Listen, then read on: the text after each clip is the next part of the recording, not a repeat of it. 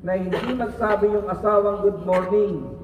Pero hindi naman ako sanay na yung asawa ko nasa piling ng iba. Diba? So, kaya lang kahit hindi nag-good morning pero nasa tabi mo at nasa pamilya mo. Yan ang gusto kong sabihin. Bakit ganito akong confident, mga kapatid? Unang-una, bago ako malis ng bahay para mag-outreach, mag-mission, itong sinasabi ko sa Lord, Lord, gagawin ko ang ipinagagawa mo sa akin. Ingatan mo ang ating pamilya.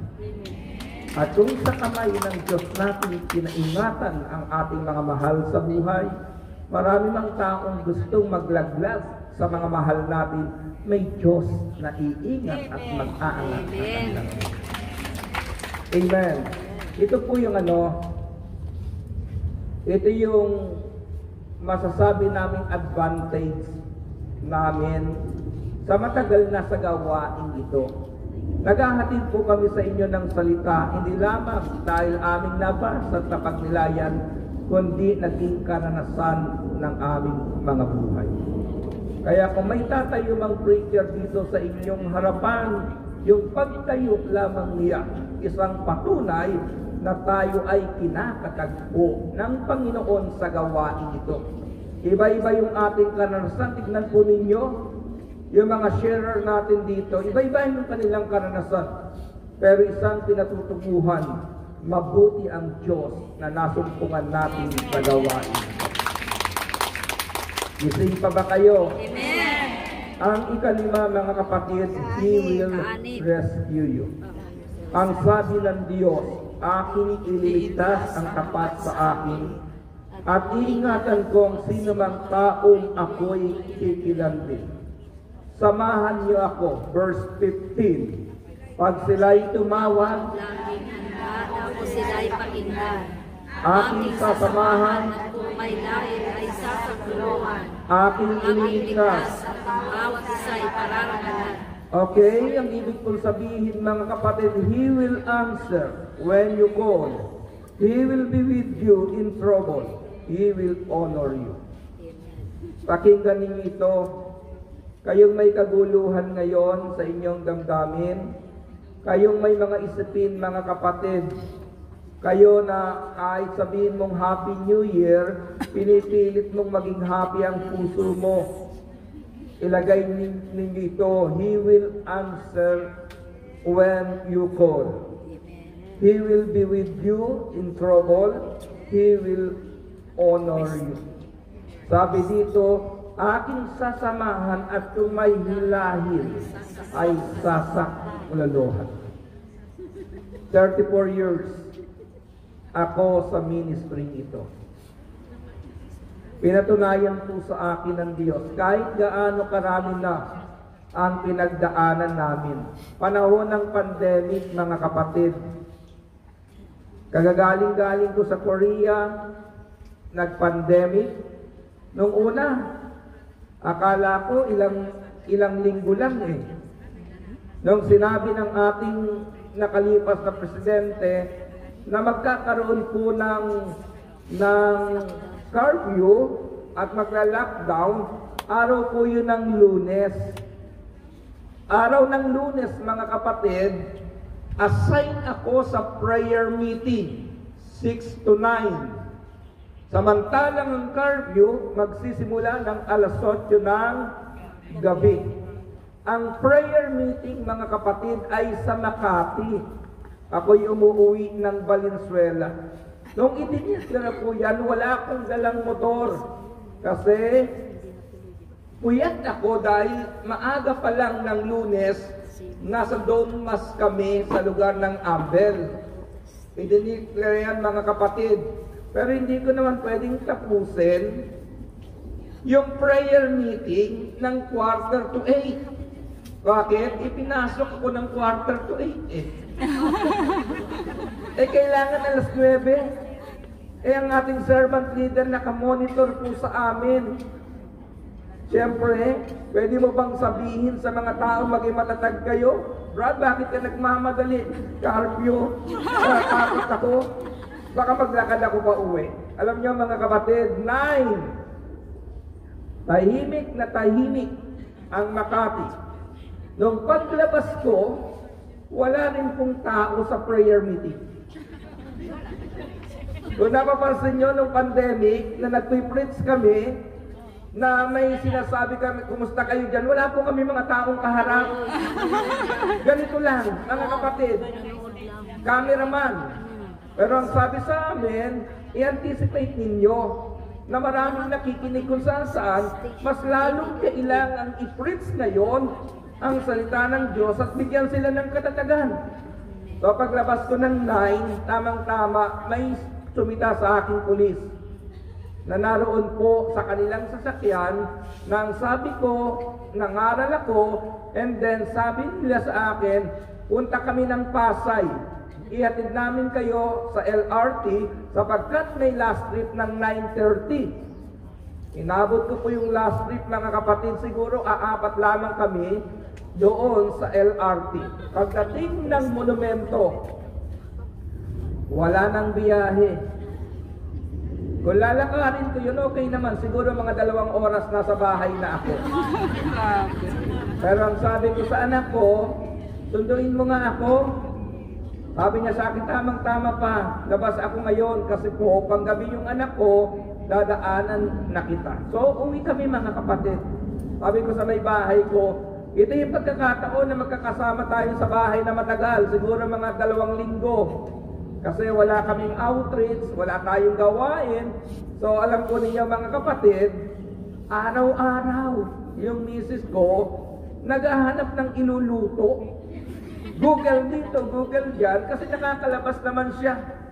Eh ako naman natutuwa, kasi first time namin na ma-stock sa bahay ng mga anak ko, at kahit pa paano, mayroon pa kami unti-unting pwedeng ilabas. Pero alam po ninyo, na mag-iisang buwan na, nag-iisip na ako. Sabi ko, tumatagal na ito Eh wala tayong outreach, no allowance. Pero alam nyo, mga kapatid, pag nananalangin po ako sa bahay, minsan nakakarinig taga Hong Kong.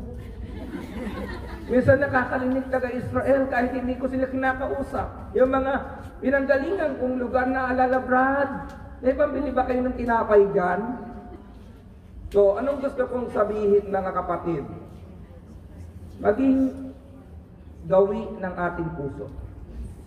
Kung mayroon man kayong pangangailangan, huwag niyong iasa sa tao. Ilagay niyo sa kamay ng Diyos. Dahil kahit sa trouble ng buhay na ito, hindi tayo iiwanan ng Panginoon. Isipin niyo Isipin niyo ang pangako ng Diyos. Kahit may trouble ka, hindi ka iiwanan. Hindi ba? O yung may trouble ka, hindi ka iiwanan Yung ba kaya nagpapakukuk ka sa Kanya, ang iwanan ka pa niya. Tignan niyo yung pangako ng mag-asawa, for better, for worse, till death do us part. Di ba? Hindi naman sinabing for better lang. Pag worse, uwi ka na sa nanay mo. Till death do us part. Isipin niyo pangako ng Diyos. Kung may kaligaligan ang buhay mo, kung may problema ang buhay mo, kung may trouble ang buhay mo, hindi kita iiwan. Paano kung nagpapakupkup ka pa sa Kanya? Kaya pagising sa umaga, pakupkup kayo sa Diyos.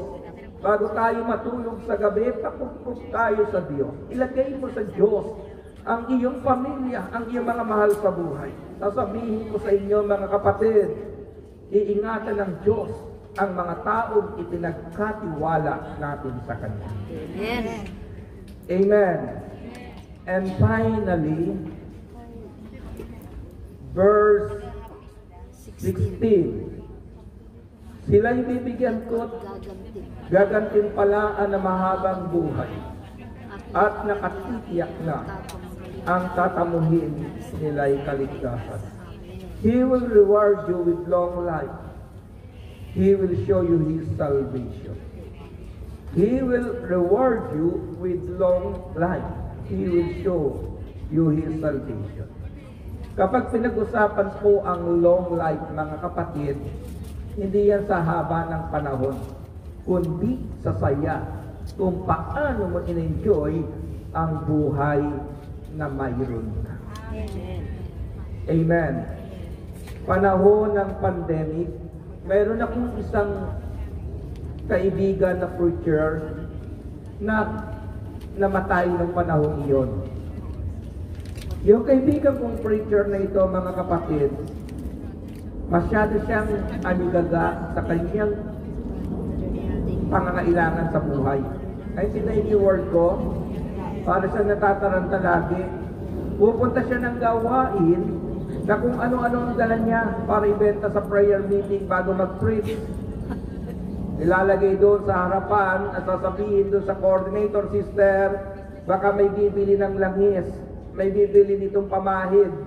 Ilagay mo lang dyan, kaya pupunta siya sa gawain kung ano-ano ang bit-bit niya. Sabi ko sa kanya, pre, yun ang tawag ko pre, punta tayo sa gawain, huwag tayong magdala ng ibang produkto maliban sa Diyos na nagpala ng ating buhay. Sabi ko sa kanya, lahat ng alalahanin hindi natin kayang tapusin. Mamamatay ka na lang, nag-iintindi ka pa. Pero kung ilalagay natin sa kamay ng Diyos ang lahat ng bagay. Alam po ninyo, sabi niya sa akin, pre, kailangan ko ito. Alam mo naman si Mari mo, ang pampalinaw ng mata, hindi kalabasa, pera. Hindi ko na ikukwento sa inyo kung sinong kumari ito. Yun ang sabi niya sa akin talaga. Alam mo ba si Mari mo, kapag nakakita ng 100 kahit malayo, lumilinaw ang mata, 100 yun. Oh, 1,000 yun. Sabi ko sa kanya, kasi dapat hinubog mo ang puso ng iyong asawa na ang pinasok natin misyon, hindi komisyon. Na ang pinasok natin paglingkod. Nakalulungkot ka ako na yung mga tupang ibinibigay sa atin ng Panginoon, gusto pa natin sagarin ang gatas sa kanila. So yan mga kapatid, ako po, hindi sa pagmamalaki, nahubog ko kasi puso ng aking may bahay. Ngayon, ang may bahay ko, member ng Tupad, nagwawalis po siya. Yun ang pinaka-exercise niya. And then, member siya nung sunog brigade. And then may tindahan sa bahay, may 2 makina, at lahat ng pwedeng pagkakitaan, wag lang asawa, mga kapatid, na ibebenta niya. Totoo yan, nag-usap kami ngayon, sabi niya, nananahi ako ngayon, piso, 1 bag ang kita ko. Nakakatahi ako, sabi niya, ng kahit maliit lang na bag, mga kapatid, nakakatahi ako ng 200, 300 kung ikaparin ko sa loob ng 1 araw. Kita niyo mga kapatid, lamang ka na kapag asawa mo, tumutulong sa iyo, kahit maliit lang. Sabi ko, sige, gawin mo yan. Kaya yung aking may bahay, hindi siya nanghihingi ng extra allowance sa akin. Kung ano lang yung allowance ng bahay, yun lang ang tinatanggap niya. Kung meron siyang kailangan sa kanyang sarili na medyo mura, kaya naman siya ang bumibili. Pag malaki na para sa pamilya,